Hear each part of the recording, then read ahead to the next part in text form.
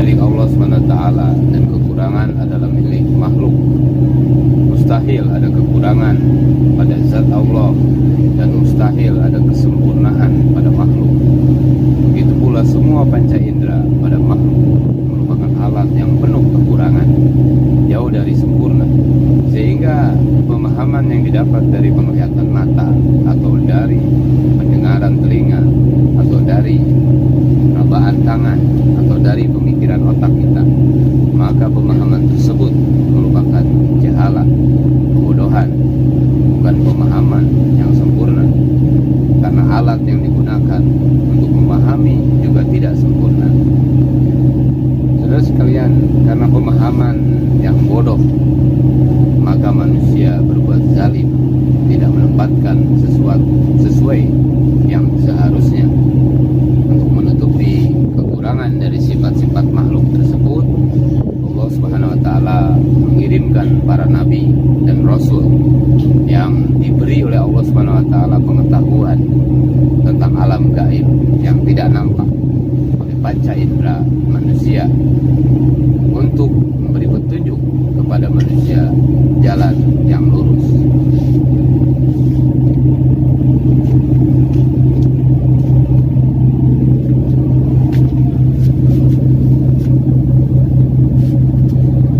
Suatu ketika Nabi SAW telah hantar Abu Umamah al-Bahili kepada kaumnya Bahila.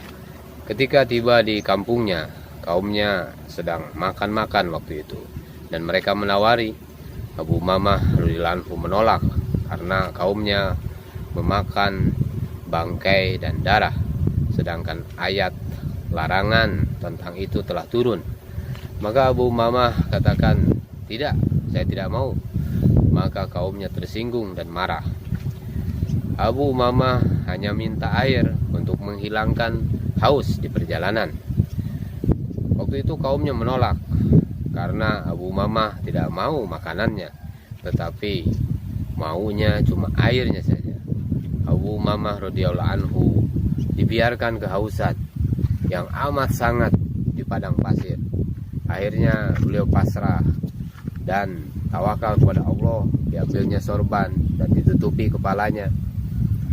Di atas padang pasir ini beliau, Abu Umamah radhiyallahu anhu, menahan kehausan.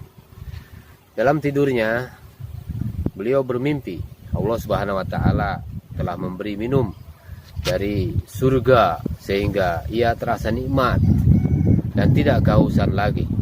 Kaumnya akhirnya merasa kasihan melihatnya dan berencana akan memberinya minum.